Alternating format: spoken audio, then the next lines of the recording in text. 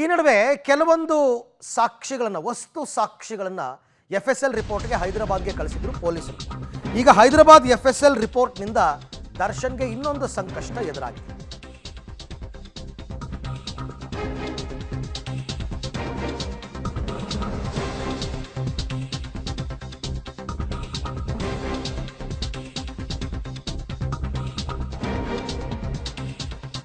ನೋಡಿ, ಒಂದೊಂದೇ ಸಂಕಷ್ಟಗಳು ಎದುರಾಗ್ತಾ ಇದೆ.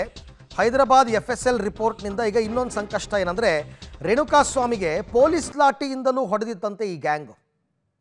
ಪೊಲೀಸ್ ಲಾಠಿ ತೊಗೊಂಡು ಹೊಡೆದಿತ್ತಂತೆ. ಆಮೇಲೆ ಈ ಲಾಠಿ ದರ್ಶನ್ ಮನೆಯಲ್ಲೇ ಸಿಕ್ಕಿತ್ತು ಅನ್ನೋದು ಇನ್ನೊಂದು ರೋಚಕವಾದ ವಿಚಾರ. ದರ್ಶನ್ ಮನೆಯಿಂದನೇ ಸೀಸ್ ಮಾಡ್ಕೊಂಬಂದಿದ್ರು. ಅವ್ರ ಮನೆಗೆ ಹೋದಾಗ ದರ್ಶನ್ ಹಾಕಿದ್ದ ಶರ್ಟು, ಪ್ಯಾಂಟು, ಲಾಠಿ ಎಲ್ಲ ಸೀಸ್ ಮಾಡಿದರು. ಈ ಲಾಠಿ ಸಂಕಷ್ಟ ಏನು, ಹೈದರಾಬಾದ್ನ FSLನಿಂದ ಮತ್ತೊಂದು ರಿಪೋರ್ಟ್ ಈಗ ಬಂದಿದೆ, ಪೊಲೀಸರ ಕೈ ಸೇರಿದೆ. ರೇಣುಕಾಸ್ವಾಮಿಗೆ ಬೆಲ್ಟ್ನಿಂದಷ್ಟೇ ಅಲ್ಲ, ಪೊಲೀಸರ ಲಾಠಿಯಿಂದಲೂ ಹಲ್ಲೆ ಆಗಿದೆಯಂತೆ.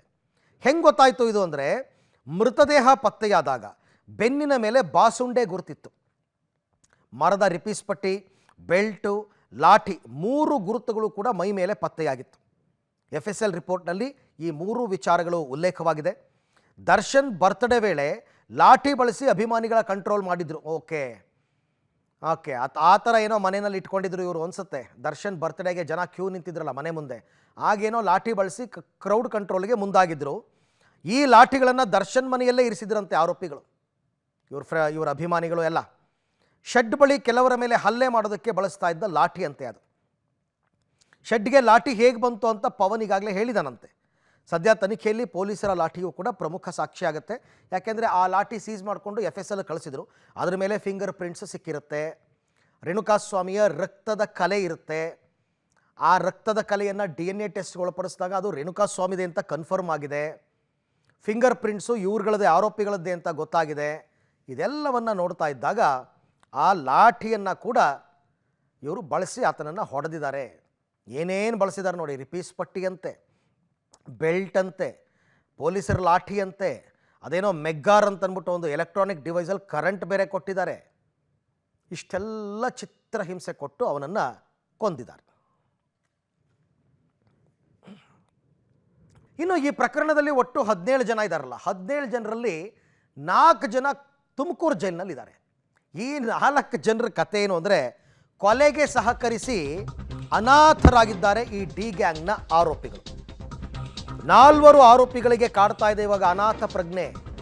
ಅಯ್ಯೋ, ಕೆಲಸ ಮಾಡಿಸ್ಕೋಬೇಕಾದ್ರೆ ಮಾಡಿಸ್ಕೊಂಬಿಟ್ರು, ಈಗ ಯಾರೂ ಇಲ್ಲ, ಹೇಳೋರಿಲ್ಲ ಕೇಳೋರಿಲ್ಲ. ನಮಗೆ ಜೈಲು ಸೇರಿದ ಬಳಿಕ ಯಾರಿಂದಲೂ ಆರೋಪಿಗಳ ಭೇಟಿನೇ ಇಲ್ಲ.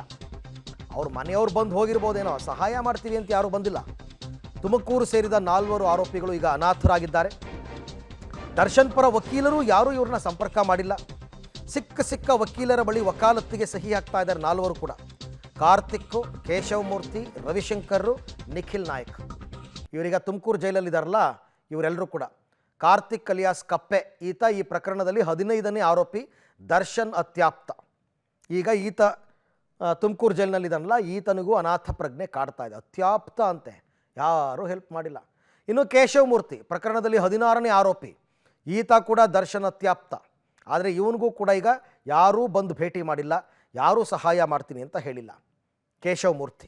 ಇನ್ನು ರವಿಶಂಕರ್, ನಿಖಿಲ್ ನಾಯಕ್, ಓಕೆ 17ನೇ ಆರೋಪಿ, ಪ್ರಕರಣದ 17ನೇ ಆರೋಪಿ ನಿಖಿಲ್ ನಾಯಕ್. ಈತ ಕೂಡ ದರ್ಶನ್ ಅತ್ಯಾಪ್ತ. ಎಲ್ಲ ಅತ್ಯಾಪ್ತರೇ ಚೆನ್ನಾಗಿದ್ದಾಗ. ರವಿ ಅಂತಕ್ಕಂಥ ವ್ಯಕ್ತಿ, ರವಿಶಂಕರ್ 8ನೇ ಆರೋಪಿ. ಸೊ ಈತ ಕಿಡ್ನ್ಯಾಪ್ ಗ್ಯಾಂಗ್ನಲ್ಲಿ ಇದ್ದಂಥವನು. ಹಾಗಾಗಿ ಇವರೆಲ್ಲರೂ ಕೂಡ ಈಗ ತುಮಕೂರು ಜೈಲಿನಲ್ಲಿ ಯಾಕಾದರೂ ಈ ಕೆಲಸಕ್ಕೆ ಕೈ ಹಾಕ್ಬಿಟ್ವಪ್ಪ ಅಂತ. ಯಾಕೆಂದರೆ ಒಬ್ಬ ಲಾಯರ್ನ ನೇಮಿಸ್ಕೊಳ್ಳೋಕ್ಕೂ ಕೂಡ ಇವ್ರ ಕೈಲಿ ಆಗ್ತಿಲ್ಲ, ಯಾರೂ ಸಹಾಯ ಕೂಡ ಮಾಡ್ತಾ ಇಲ್ಲ.